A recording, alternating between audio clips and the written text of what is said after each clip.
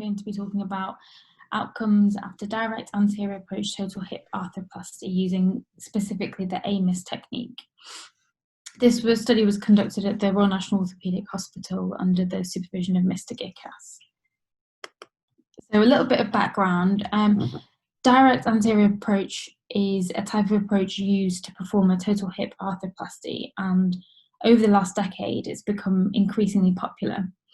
It was first described by Hutter in 1883 and then later modified by Smith Peterson, who's quite renowned in the orthopaedic world, in the 1940s. However, it's still not the most common approach used for total hip arthroplasty, which is in fact the posterior approach. The good thing about the anterior approach is specifically that it uses an internervous, so between two different types of nerves, and intermuscular path, so actually avoids any muscle damage. So the way it does that is that you go between the tensor fasciae lata and the sartorius and rectus femoris, and these are both supplied by two different nerves, and therefore you're at very low risk of damaging the nerves, and also you're not damaging any muscle. And studies have shown that this improves post-operative recovery. In terms of specific outcomes that have been looked at, studies have shown that direct anterior approach decreases inpatient stay. It's also proven to lead to faster time to discontinuation of walking aids after the operation. And also, studies have shown that the immediate post-operative pain is also less. However, what's not so clear, and has been a bit of a debate, is the operative time, which they think is increased if you use an anterior approach. Also, they've suggested that the estimated blood loss has also increased, and also intraoperative and postoperative complications can also be increased with the direct anterior approach.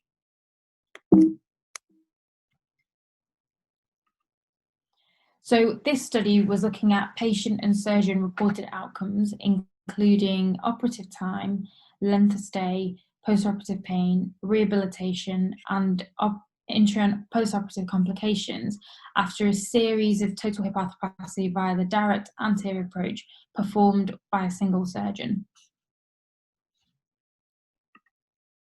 So in terms of data collection, I reviewed 62 cases of total hip arthroplasty between 2017 and 2019, which were all performed by a single surgeon who was fellowship trained in performing this particular type of operation, and he exclusively performed direct anterior approach to the hip. These are the outcome measures that we use, so basic demographics including age, size, BMI. Then the things that we've looked at, some of them I've already mentioned. We've also looked at length of physiotherapy, occupational therapy, what type of walking aids they were using on discharge. We calculated, or we recorded VAS, so the visual analog pain scores, post-operatively and on discharge. We've had a look at whether or not the patient used any PCA, and also calculated the total analgesic consumption during their stay and what they went home with on discharge, and also included where they went home to, either a care home or to their own home, and also looked at the complications during and after the surgery. So a little bit more about the AMIS technique. So I'm not going to go into too much detail, but the things that sort of differ between this direct anterior approach with the AMIS technique and other approaches as well as the posterior approach are these sorts of things. So firstly, normally a total hip arthroplasty is performed with the patient supine on the operating table, and often there's a leg bag, and the assistant will move the hip, will help move the hip into flexion, extension, etc., using his hand or into the leg bag. However, with the AMIS technique, you've got the option of using a mobile leg positioner, which is sort of like a traction table where you can actually perform these movements in a controlled manner. Also with the AMIS technique, you can use fluoroscopy, so you can actually use X-ray to guide your implant positioning whilst you're doing it, when usually in other approaches you would not have fluoroscopy in theatre and you would just perform the X-rays after or post-op day one. Smaller incisions as well, from 6 to 12 centimetres, compared to can be between 10 to 20 for posterior approach. I've explained this internervous, intermuscular plane. So these are the nerves that are two separate groups of nerves that, and we would go in between both of these groups of muscles. In terms of the lateral femoral cutaneous nerve, in the anterior approach, this is at risk of damage, but this specific technique, the AMIS technique, allows the incision to be slightly more lateral to try and avoid that as a complication. The capsulotomy is made, and this is quite a standard thing even with posterior approach, and you can even close it afterwards as well. And also, when you're reducing the hip joint once the implant's in place, you can also use the mobile leg positioner to move the hip as you need it, and in sort of a controlled manner. So the result. So in terms of demographics, we had a mean age of 64, standard deviation of 12, ranging from 18 to 89. The age range, there was actually one patient who was 18 because he had a total hip replacement for sarcoma. However, after that, the next age up was 59. 22 males, 40 female, which is quite comparable to the literature. And these are the sort of basic results that we found. The procedure time that we looked at was an average of 88 minutes. Blood loss, 281 mils on average. Length of stay was 3 days, with a physiotherapy discharge after 2 days, and also occupational therapy, a mean of 3 days. So I'll talk about some of these results in a bit more detail. And this is also discharge destination. So 61 out of the 62 patients went home, and 1 patient went to a care home.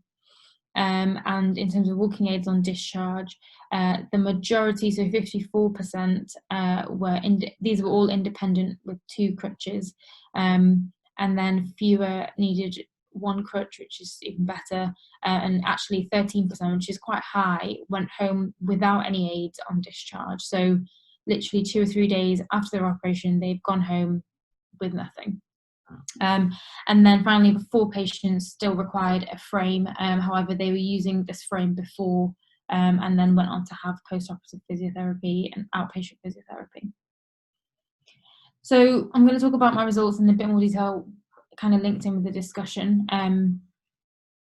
So total hip arthroplasty is extremely successful, and it can be performed through a number of surgical approaches. So I've mentioned a few there. So posterior is the most common, and then lateral and anterolateral are the next most common, and then direct anterior is actually probably the least well-known approach. Traditionally, the posterior approach has been used because it's safe, the outcomes are reproducible, and also there's quite a lot of evidence now to show that the approach that you use can influence the recovery. But there's less evidence to say which one is actually better. That's just a little bit more about direct anterior approach. Because it's not interfering with the gluteal muscles, which the posterior approach does, and we're not cutting any of the external rotators, the post-operative recovery is said to be a lot faster, and also has been shown to significantly decrease inpatient stay, decrease the post-operative pain. However, other studies have mentioned this increased operative time and blood loss. So these are our results for operative time. So as I mentioned, 88 minutes was the average, which is comparable with other studies. There's been a meta-analysis that's been performed last year, which looks at 17 studies in total, and it compared anterior approach with posterior approach, and found that the anterior approach did take 7.9 minutes longer on average. However, this wasn't significant. What's interesting in our results is that we can see that over time, so right on the left of the graph, you can see that these are the first ones performed in 2017, and these are the very last ones included in the study. And you can see this trend line going sort of down, and that's something that has been discussed as a learning curve, and authors talk about this early learning curve, saying that initially it can take longer, but actually when studies have looked at founder operating times, so this means that the surgeon has performed only the anterior approach as their main approach, then the difference between anterior and posterior approach is non-significant, and actually there's similar times. The problem with the studies that are out there is that the majority of surgeons will have learnt posterior approach throughout their training and then perform posterior approach for several years, and then they will learn the anterior approach and then try to compare their anterior approach with the posterior approach. However, it's quite easy to just, realise that that's not a sort of comparable data set, because the surgeon may have done a posterior approach for 20 years and then learnt the anterior approach for 6 months. The good thing about this study is our surgeon exclusively has performed anterior hips, and therefore has embedded this in his training for a long time, and therefore we feel that our results are probably a bit more accurate. In terms of blood loss, the literature out there says that because with the anterior approach, we have a more supine position instead of a lateral position, we have more blood loss after reaming. Also, they say that because we use an anterior approach and we're close to the femoral neck and capsular bleeding, it can be quite difficult to control that. And also, with a longer operating time, it's natural to have a higher blood loss. In our study, we found that the mean blood loss was 281 mils, and the current literature shows that a range of 191 to 685. So this fits in on the lower aspect of the current range. The meta-analysis that was performed found that posterior approach had a 76 mil less blood loss, which obviously favours the posterior approach. However, it wasn't a significant amount. Sorry about the graph, it's not really displaying properly, but the graph, as you can see, again, like with the operating time, and this trend line goes down as the surgeon gains more experience and performs more of these operations. And this is something that obviously will affect a lot of studies if they haven't looked at it in a comparable way. So, for example, the number of years of experience is often very varied, and we believe that as the technique improves, and using things like hypotensive anaesthesia and tranexamic acid, we can really minimise the blood loss to even better than the posterior approach. In terms of pain, so it's quite well accepted that the anterior approach yields lower pain scores post-operatively. In our study, 53% didn't end up using any patient-controlled analgesia in the first 24 hours after the operation. So 24 hours of PCA is quite common and used in many centres as a standard protocol after any hip replacement. However, more than half our patients didn't require it in the immediate 24 hours. Those that did require it used it for about 21 hours, and their post-operative pain scores were very low, with 1.58 out of 10.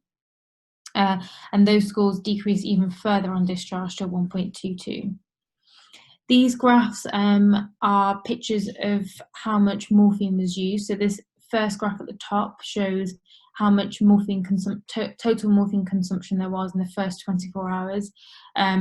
So the majority of patients only required 20 milligrams of morphine. And then the second graph shows the total consumption, including what they went home with after discharge. And again, both of these graphs are very comparable to the current data. In terms of length of stay, our study showed a mean of 3.1 days, which again coincides with the meta-analysis that's been carried out. From our cohort, 3 patients actually had a discharge time of less than 24 hours, and 5 patients had a stay of just 1 day.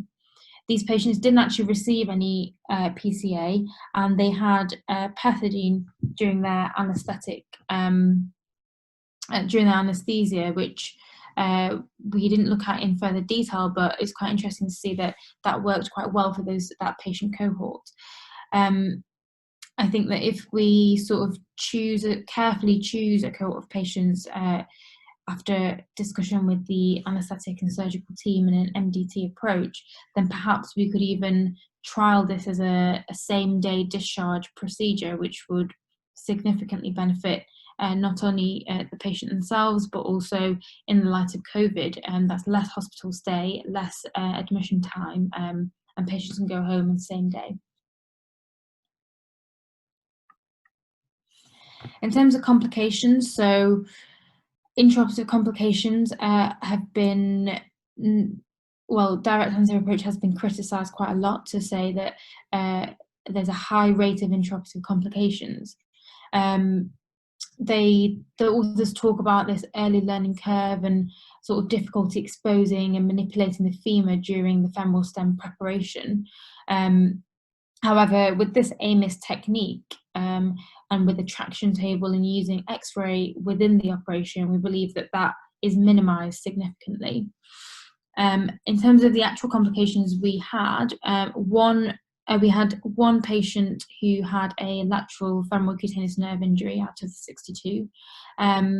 One patient had a microfracture, so it wasn't even treated with any cerclage wires. It was just left alone because it was such a minor complication. And then 2 patients had a leg length discrepancy, which is exactly the same as the results that are out there for the thousands of posterior approach studies. Again, with this, we believe that if anterior approach is integrated well throughout orthopaedic training right from the beginning, then this early learning curve can be sort of decreased, and actually these complications can be even less than what you find with the posterior approach. In terms of physiotherapy, so all patients were independent, either with 1 or 2 crutches on discharge, and they were discharged with a mean physiotherapy days of 2. The 6-week follow-up, we looked at all the patients' data, and they were all independent except for 1 who was still requiring crutches because of ongoing pain management. Studies have looked at, there have been cadaveric studies which have looked at whether this less muscle damage is linked to pain, which was actually quite significant. However, when studies have looked at biomechanical markers such as creatine kinase, CRP, and interleukin, they've shown that these are actually less in patients with direct anterior approach. However, no sort of significant result has been linked to postoperative pain and physiotherapy. So I think there's probably a bit more work that could be done to see if there's a direct link between physiotherapy, pain, and decreased muscle damage.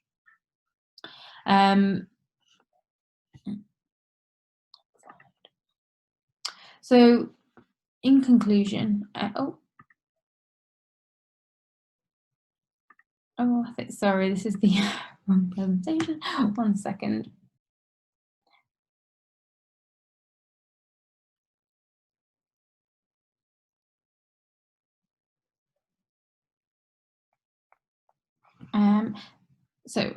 Can you see the bullet points now?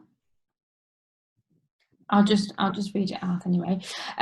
So in conclusion, we believe that direct anterior approach is a safe and effective approach with comparable results to current literature.